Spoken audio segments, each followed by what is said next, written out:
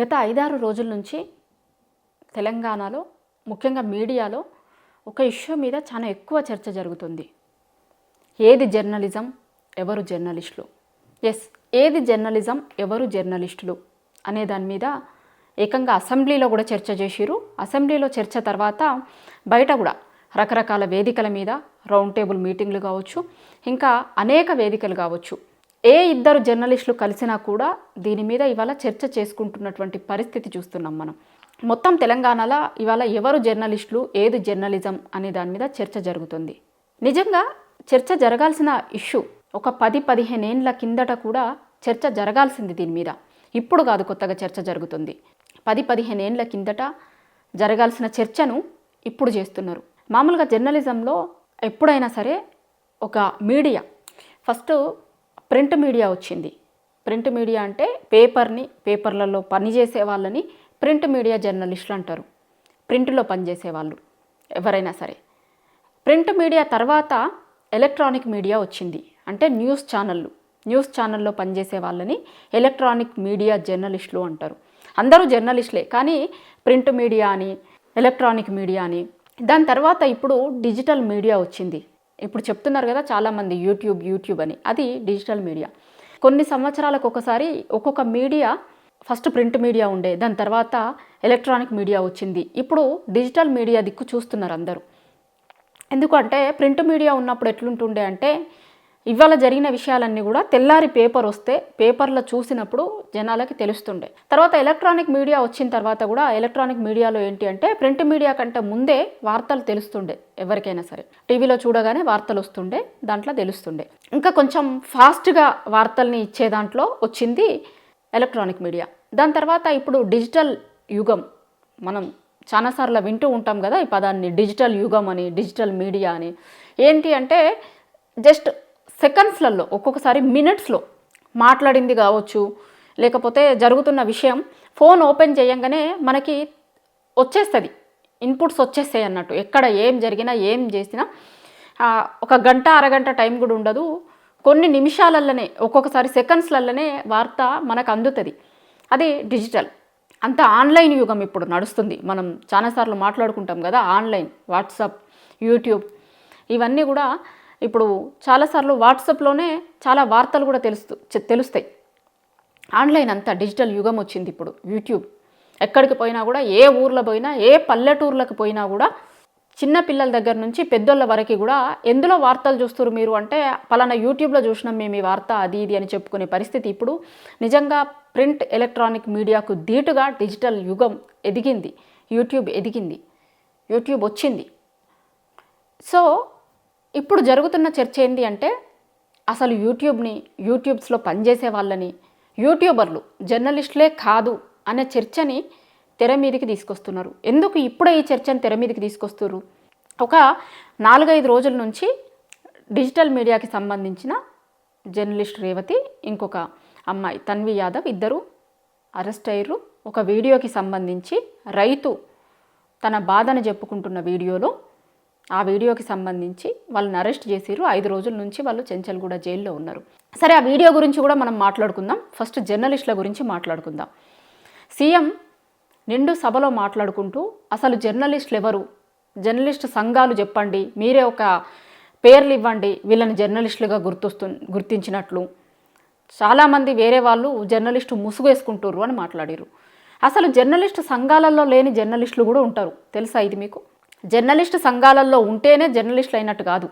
చాలామంది ఎవరికి నచ్చినట్టు వాళ్ళు జర్నలిస్ట్ సంఘాలు పెట్టుకుంటారు. దాని నామ్స్కి లోబడి చాలా జర్నలిస్ట్ సంఘాలు ఉంటాయి. కానీ ఏ జర్నలిస్టు సంఘంలో లేని జర్నలిస్టులు కూడా ఉంటారు. వాళ్ళు జర్నలిస్టులు కాకుండా పోతారా? వాళ్ళని జర్నలిస్టులుగా గుర్తించారా? ఇంకొకటి, అక్రిడేషన్ల గురించి కూడా చర్చ జరిగింది. చాలామందికి అక్రిడేషన్లు ఉండవు. మీడియాలో ఉన్న ప్రతి ఒక్కరికి కూడా అక్రిడేషన్లు ఉండవు, సాధ్యం కాదు కూడా అది ప్రభుత్వాలకి. అక్రిడేషన్ ఉన్న వాళ్ళనే జర్నలిస్టులుగా గుర్తిస్తాము అంటే అంతకంటే మూర్ఖత్వం ఉండదు. మీడియాలో పనిచేస్తే ప్రతి ఒక్కరికి అక్రిడేషన్ ఉండాలని లేదు, అక్రిడేషన్ ఉండదు.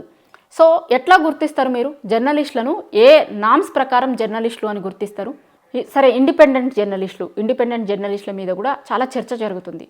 ఇప్పుడు నేషనల్లో చాలా పెద్ద పెద్ద జర్నలిస్టులు బయటకు వచ్చి ఇండిపెండెంట్గా డిజిటల్ ప్లాట్ఫామ్స్ పెట్టుకున్నారు.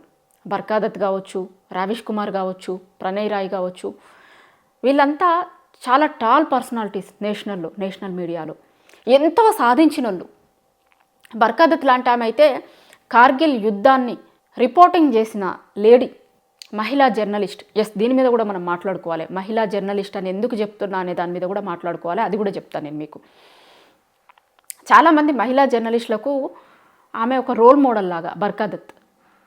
చాలా యుద్ధాలని కావచ్చు, ఇంకొకటి చాలా ఇష్యూస్ మీద ఆమె రిపోర్టింగ్ చేసింది. కరోనా టైంలో కూడా చాలా ఎక్కువ దూరం ప్రయాణించి చాలా ఇష్యూస్ని జనాలకి చూపించింది. కరోనా టైంలో చాలామంది ఇండ్లల్లో ఉండి ఇల్లు దాటి బయటకి రావడానికి భయపడుతున్న టైంలో కూడా ఆమె ఒక టూర్ చేసింది.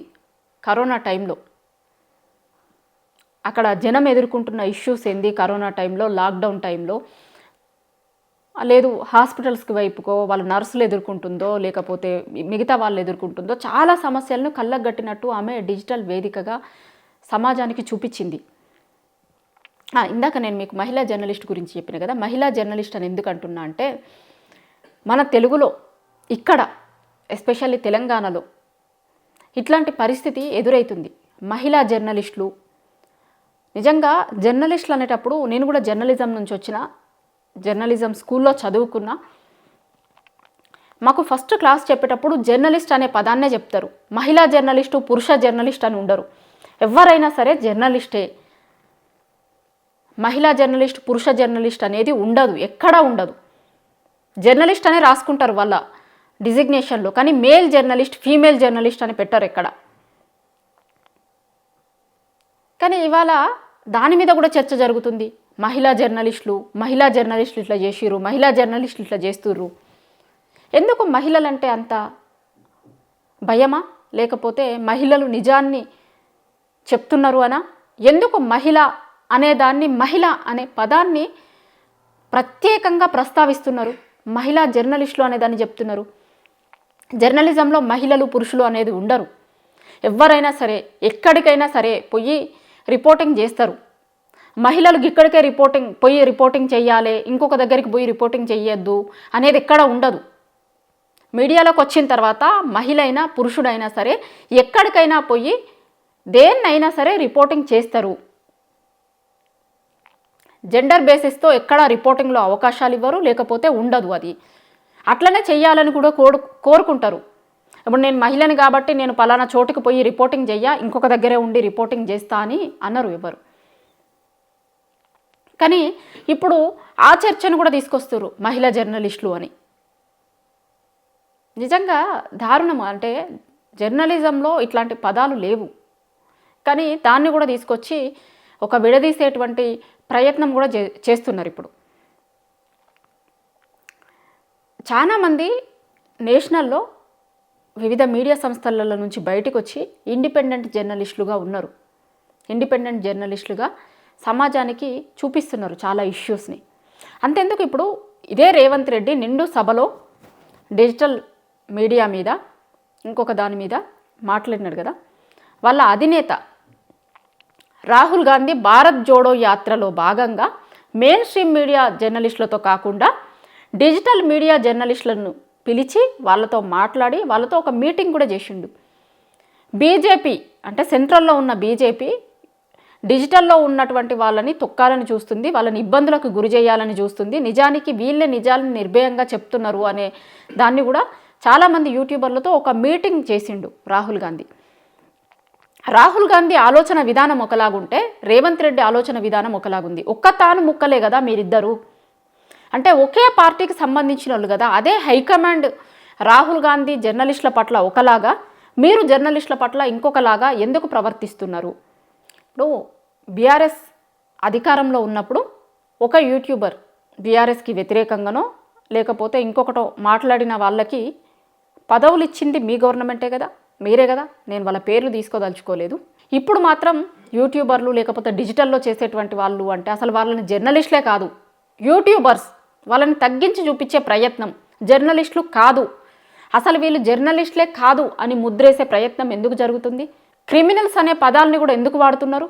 ఇప్పుడు మొన్న బయటకు వచ్చిన వీడియోలో కావచ్చు, ఇంకా చాలా సందర్భాలలో కావచ్చు, డిజిటల్లో వస్తున్నటువంటి యూట్యూబ్లో వస్తున్నటువంటి బైట్స్లలో కావచ్చు, జనాలు చెప్తున్న దాన్ని, జనాల బాధని చూపిస్తున్నారు. ఎక్కడ కూడా ఆ జర్నలిస్ట్ ఎక్కడ మాట్లాడలేదు జనాల బాధని.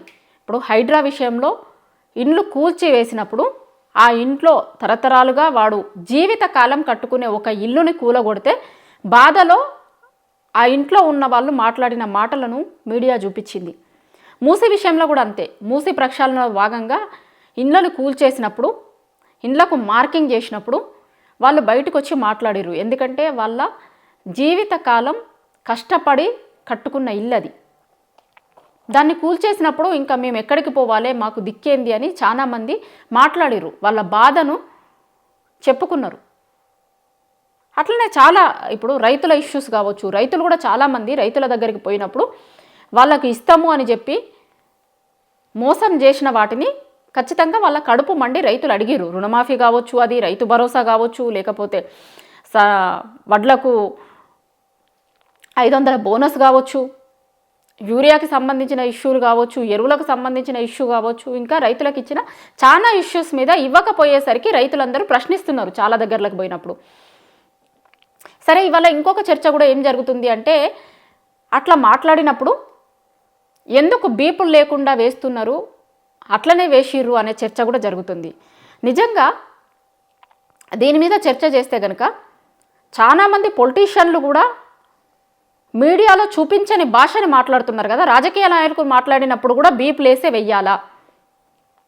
కేవలం రైతులు వాళ్ళ బాధల్ని చెప్పుకున్నప్పుడు, లేకపోతే ఇంకా మహిళలో ఇంకొకరో వాళ్ళ ఇంటి మీదకి వచ్చినప్పుడు, ఇళ్లను కూలగొట్టినప్పుడు వాళ్ళు మాట్లాడిన మాటలని, వాళ్ళు మాట్లాడుతున్న భాషని మీరు చూపించొద్దు అంటారు కదా. మరి ఇప్పుడు చాలామంది రాజకీయ నాయకులు, నేను వాళ్ళ పేర్లు తీసుకోదలుచుకోలేదు, చాలామంది రాజకీయ నాయకులు కూడా చూపించే వీలు లేని భాషను మాట్లాడుతున్నారు కదా. రాజకీయ నాయకులు మాట్లాడుతున్న వాటికి కూడా ఇక ముందు నుంచి బీప్లేసి చూపించాలా? అట్లాంటి పరిస్థితే ఉంది, అట్లాంటి పరిస్థితే కనిపిస్తుంది. ఎందుకంటే వాళ్ళు కూడా చాలా దారుణంగా మాట్లాడుతున్నారు, దారుణమైన భాషని వాడుతున్నారు. సో ఇక ముందు నిజంగా జనాలు మాట్లాడుతున్న మాటలకి బీప్లేసి చూపించే పరిస్థితి వస్తే కనుక రాజకీయ నాయకులు మాట్లాడుతున్నప్పుడు కూడా, రాజకీయ నాయకులు కూడా చాలా దారుణంగా మాట్లాడుతున్నప్పుడు వాళ్ళ మాటలకి కూడా బీప్లేసి చూపించాల్సి వస్తుంది. రాజకీయ నాయకులు దీన్ని కూడా దృష్టిలో పెట్టుకోవాలి. బీప్లేసి మీరు మాట్లాడుతున్న మాటలకి కూడా జనాలు ఎట్లయితే మాట్లాడుతున్నప్పుడు బీప్లు వేయాలి అని ఇవాళ చాలామంది రాజకీయ నాయకులు మాట్లాడుతున్నారు. రాజకీయ నాయకులు మాట్లాడినప్పుడు కూడా చూపించడానికి, రాయడానికి వీలు లేని భాషను కూడా మాట్లాడతారు. అప్పుడు రాజకీయ నాయకులు మాట్లాడుతున్న వాటి మీద కూడా బీప్లేసి చూపించే పరిస్థితి వస్తుంది. ఎందుకంటే ఇవాళ ఏది జర్నలిజం, ఎవరు జర్నలిస్టులు అనే చర్చ చేస్తున్నప్పుడు ఖచ్చితంగా జనాలకు సంబంధించిన వాళ్ళకు మాత్రమే బీప్లు వేయాలా? రాజకీయ నాయకులు మాట్లాడుతున్న మాటలకు బీప్లు వేయొద్దా? వాళ్ళు అంతకంటే దారుణంగా మాట్లాడుతున్నారు కదా. దాని గురించి చర్చ చేసినప్పుడు దీని గురించి కూడా చర్చ చేద్దాం. ఒకే విషయం మీద, మనకు సంబంధించిన విషయం మీద మనకి పాజిటివ్గా ఉంటే ఒక చర్చ, మనకు నెగిటివ్గా ఉంటే ఇంకొక చర్చ, అధికారంలో ఉన్నప్పుడు ఒకలాగా, ప్రతిపక్షంలో ఉన్నప్పుడు ఒకలాగా, ఇది చేయడం కరెక్ట్ కాదు. ఇప్పుడు చర్చ జరగాలి అన్నప్పుడు అన్నింటి మీద చర్చ జరగాలి. ఏది జర్నలిజం, ఎవరు జర్నలిస్టులు అనే చర్చ జరుగుతున్నప్పుడు, బీప్లు వేయాలి అనే చర్చ జరుగుతున్నప్పుడు రాజకీయ నాయకులు మాట్లాడుతున్న భాషకి కూడా బీప్లు వేయాలా? అంటే ఈ మొత్తం చర్చ కూడా ఇప్పుడు వాళ్ళ రాహుల్ గాంధీ ఒకలాగా, రేవంత్ రెడ్డి ఇంకొకలాగా మాట్లాడుతున్నాడు. ఇప్పుడు ఇద్దరు జర్నలిస్టుల అరెస్టు గురించి చర్చ జరగకుండా మొత్తం చర్చ అంతా కూడా పక్కదారి పట్టేలాగా ఈ ప్రయత్నం అంతా జరుగుతుంది అనేది అయితే మనకి చాలా స్పష్టంగా అర్థమవుతుంది. నిజంగా అసలు జర్నలిస్టులు అని తేల్చాల్సింది ఎవరు? జర్నలిస్టులని గుర్తించాల్సింది ఎవరు? ఎవరు గుర్తిస్తారు జర్నలిస్టులని? ఇండిపెండెంట్గా చాలామంది జర్నలిస్టులు ఉంటారు. ఏ మీడియా సంస్థల్లో పనిచేయని వాళ్ళు ఉంటారు, ఏ గుర్తింపు సంఘాలలో ఉండని జర్నలిస్టులు ఉంటారు. వాళ్ళు జర్నలిస్టులు కాకుండా పోతారా? సమాజం కోసం పనిచేస్తున్న జర్నలిస్టులు ఉంటారు, వాళ్ళు జర్నలిస్టులు కాకుండా పోతారా? వాళ్ళకి ఏ జర్నలిస్ట్ యూనియన్లలో సభ్యత్వం తీసుకోవడం ఇష్టం ఉండదు. అట్లాంటి వాళ్ళు ప్రజా సమస్యలను చూపించే వాళ్ళు ఉంటారు, వాళ్ళు జర్నలిస్టులు కాకుండా పోతారా? నిజంగా ఇది చాలా పెద్ద చర్చ. 1-2 రోజులు చర్చ చేసి మనకి ఇష్టం లేని ఇన్సిడెంట్ జరిగినప్పుడు అసలు వీళ్ళు జర్నలిస్టులే కాదు అనే ముద్రేస్తే జర్నలిస్టులు కాకుండా పోతారా? జర్నలిస్టుల మీద చర్చ జరగాల్సిందే. కానీ మనకి నచ్చినప్పుడు ఒక లెక్క, నచ్చినప్పుడు ఇంకొక లెక్క ఆ చర్చను చేయొద్దు. రాజకీయ నాయకులు మాట్లాడుతున్న ఇదే జర్నలిస్టుల మీద చర్చ జరుగుతున్నప్పుడు అదే రాజకీయ నాయకుడు మాట్లాడిన భాష మీద కూడా చర్చ జరగాలి ఖచ్చితంగా. ఇప్పుడు అది కూడా నేను చెప్పడానికి వీలు లేని విధంగా మాట్లాడారు, దానికి కూడా బీప్లేద్దామా? ఏది జర్నలిజం, ఎవరు జర్నలిస్టులు అనేది నిజంగా చాలా పెద్ద ఇష్యూ. తేల్చాల్సింది ఎవరు? ఎవరిని జర్నలిస్టులుగా తేల్చుతారు? ప్రభుత్వం తేల్చుద్దా జర్నలిస్టులు ఎవరు అనేది? ఎవరు తేల్చాలి? ఆన్సర్ మీరే చెప్పండి. ఎవరిని జర్నలిస్టులు అంటారు? లేదు అంటే ప్రతిపక్షాల వాయిస్ వినిపించే వాళ్ళు జర్నలిస్టులు కాదు అనే కొత్త సూత్రాన్ని తెర మీదకి తీసుకొని వస్తారు. ఎందుకంటే ఇప్పుడు జరుగుతున్న పరిణామాలు చూస్తే అట్లనే అనిపిస్తుంది. ప్రజల గొంతుకను వినిపించే వాళ్ళు, ప్రతిపక్షాల వాయిస్ని వినిపించే వాళ్ళు జర్నలిస్టులే కాదు అనే కొత్త చర్చను తీసుకొని వచ్చినా ఆశ్చర్యపోనవసరం లేదు. ఎందుకంటే ఇప్పుడు జరుగుతున్న పరిణామాలు అన్నీ చూస్తే అదే చర్చను తెర మీదకి తీసుకొస్తారు, తెర మీదకి తీసుకొచ్చే ప్రయత్నం జరుగుతుంది అనే దాంట్లో నాకైతే ఏం అనుమానం లేదు.